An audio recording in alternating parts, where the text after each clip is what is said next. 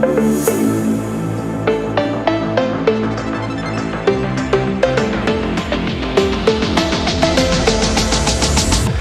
et bienvenue à cette première édition de Capsule Ciné. Aujourd'hui, nous allons consacrer 12 minutes à l'univers cinématographique avec le professeur Faye Donatus Tangem, directeur de la cinématographie et des productions audiovisuelles du Cameroun. Avec lui, nous allons parler de beaucoup de choses, mais avant de le recevoir, je vous propose de découvrir l'actualité cinématographique du moment. Et c'est tout de suite à l'affiche.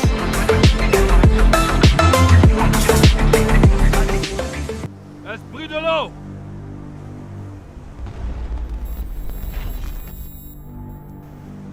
Je suis Elimba.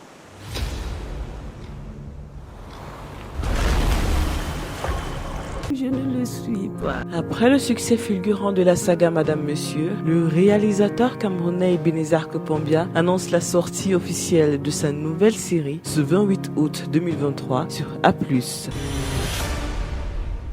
Je vous annonce ma démission du Parti socialiste. Comment peux-tu donner ta nudité à un homme marié? Il n'a pas intérêt à nous désobéir. Sinon, tu connais les conséquences. Entre pouvoir, amour, glamour et drame, la série promet beaucoup de surprises. mbiɗa yiɗa hono debbo yiɗirta ni banele adam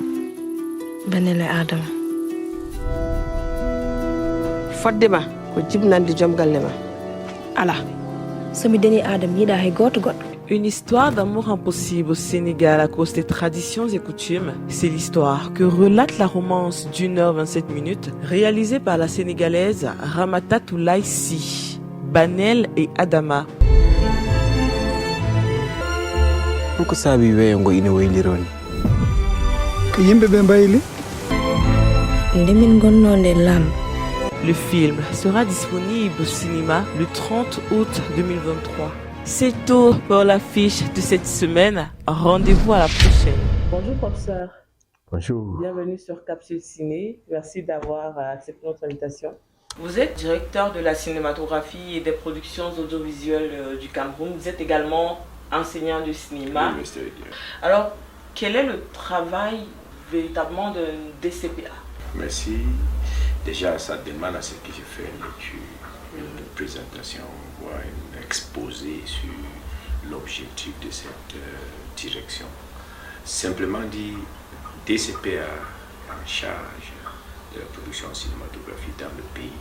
C'est nous qui renforçons, n'est-ce pas, le règlement, c'est nous qui proposons le règlement et c'est nous qui supervisons, n'est-ce pas, toutes les productions cinématographiques. Ça veut dire qu'il y a les étapes.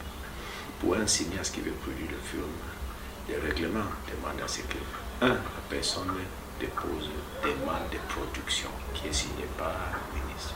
Par la suite, il va déposer aussi demande de prise de vue qui est payant. Et après, dès que son film est fait, il va déposer encore pour demander visa d'exploitation.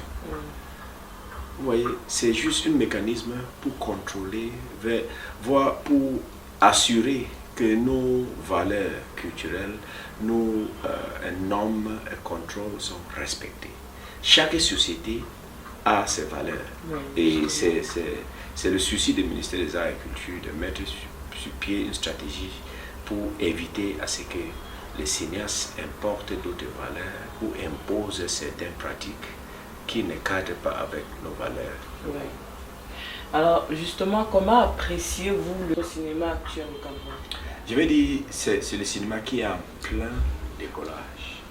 Il fut un temps où le cinéma camerounais faisait si bien, mais après, ça a chuté et depuis 2010, ça a commencé, n'est-ce pas, à remonter à une vitesse appréciable. À l'heure actuelle, vous voyez, le Cameroun est représenté dans les grands festivals.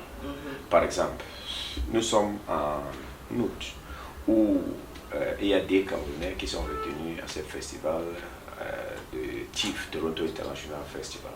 Et il y a les Camerounais qui ont participé, n'est-ce pas, à Cannes, il y a ceux qui ont au Maroc et ceux qui ont participé à FESPACO qui ont été sélectionnés.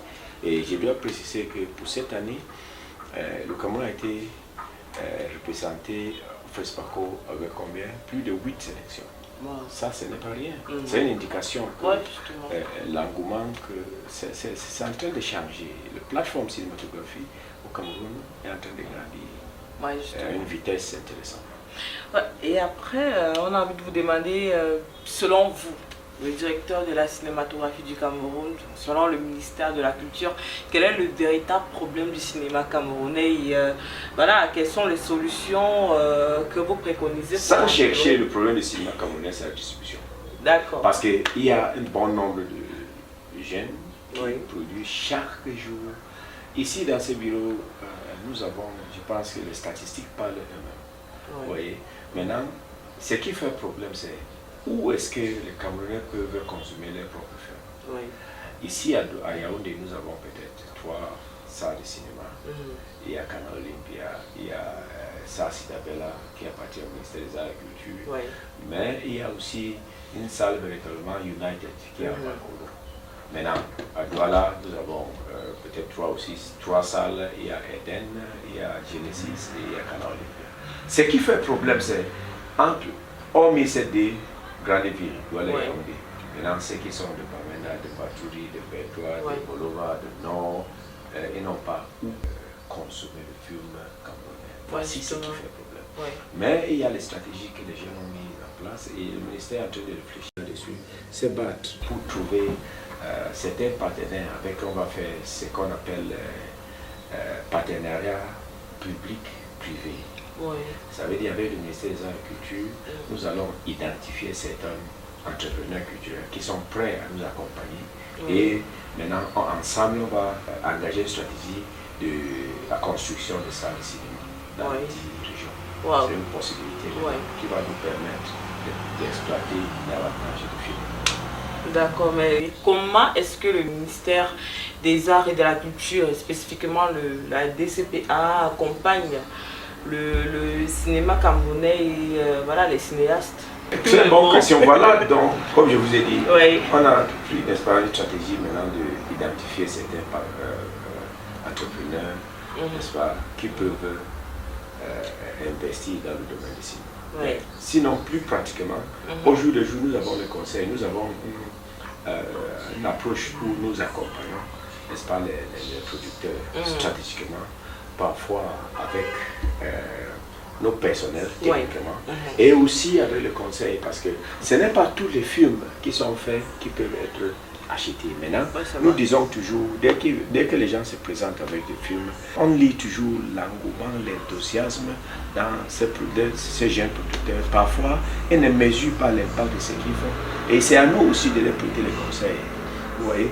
Et ça fait partie de notre responsabilité d'identifier certains festivals dans le monde et avec les collaborations, je vais dire coopération culturelle que le Cameroun a signé avec certains pays, on peut maintenant encourager la possibilité de coproduction. Ça veut dire nous faisons partie de l'autre côté les producteurs, n'est-ce pas, des États-Unis, du Ghana, du Kenya, du Nigeria qui viennent au Cameroun, qui se mettent ensemble avec les producteurs camerounais pour produire des films.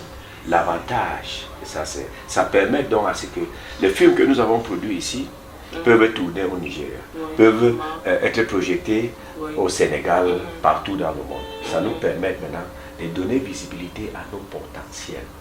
Et ça ne peut que nous honorer, n'est-ce pas? Voilà. Bien sûr. Bon, c'est vrai après, professeur, qu'il y a beaucoup de cinéastes qui jugent que vous ne faites pas votre travail. Par exemple, il y a eu le film Barbie, qui a été diffusé sur le territoire national et tout, et on trouve que le film est un peu trop érotique, mais il n'y a aucune décision de la DCPA qui interdit la diffusion de ce film et tout. Bon, après plusieurs plaintes des parents, vous faites bien d'évoquer cette c'est une opinion publique. Mais je vais vous dire, vous voyez, ça fait, je vous ai dit, notre obligation, partie de notre objectif dans ce bureau, c'est de contrôler. Ça veut dire, ce film, les organisateurs, ceux qui ont projeté ce film, n'ont pas pris la peine de soumettre ce film pour le visionnage et attendre maintenant visa d'exploitation. Naturellement, ce film n'est pas autorisé.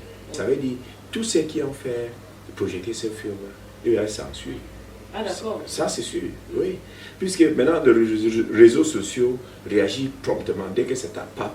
Nous ne sommes pas censés être partout à la fois. Ouais. Maintenant, nous avons fait connaître par tous les exploitants de salles qu'avant de projeter un film, venez d'abord, prenez la peine de vous approcher de nous pour que ensemble on trouve le voie et moyen maintenant de visionner ce film. Et on va conseiller parce qu'on a 3 ou voire 4 types de visas. Visa tout public, visa restreint, ça veut dire avec moins de 18 ans, visa ainsi de suite. Maintenant, il y a des films qui sont censurés, on dit on ne projette pas. Maintenant, il y a donc ceux qui ne respectent pas à la lettre ces règlements. Comme la situation dont vous avez évoqué. Maintenant, c'est à nous de prendre notre responsabilité.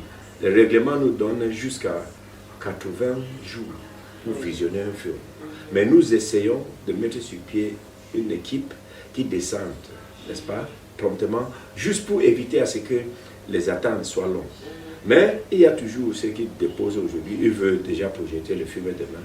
Vous voyez, pour qu'on déploie maintenant l'équipe pour visionner un film, ce n'est pas un truc où on le fait, vous déposez le matin et il faut que l'équipe soit disponible le soir. Parfois, ça demande un déplacement. Vous voyez que vous venez véritablement de nous apprendre beaucoup de choses. On va continuer le temps d'émission et c'est avec la rubrique L'Intelligentsia tout de suite sur Capsule Ciné. Bienvenue sur l'Intelligentsia. Intéressons-nous ce jour au métier de directeur artistique. Le DA, comme il se fait habituellement appeler sur un plateau de tournage, est chargé de superviser l'aspect visuel, esthétique et artistique du film. Il dirige les acteurs, supervise le choix des costumes, du mobilier, des accessoires et veille à ce qu'ils répondent aux critères d'esthétique. Il est également responsable de la programmation artistique du projet. De ce fait, pour être un bon DA, il faut être créatif, innovant, imaginatif et avoir une bonne culture dans le domaine de l'art. Sur le plan scolaire, il faut avoir minimum un bac+2 et avoir une formation en art du cinéma, en art graphique, en art plastique et en art appliqué, ce qui vous permettra de toucher un très bon salaire durant les tournages. Merci professeur d'avoir été avec nous et vous revenez quand vous voulez. Capsule Ciné, c'est terminé pour aujourd'hui. Rendez-vous à la prochaine édition avec un invité tout aussi alléchant. Merci à Arsène Mezan et à son équipe de production et de réalisation pour la réalisation de cette émission. Rendez-vous à la prochaine. Je suis Elsa Ban au micro de présentation. D'ici à là, portez-vous bien.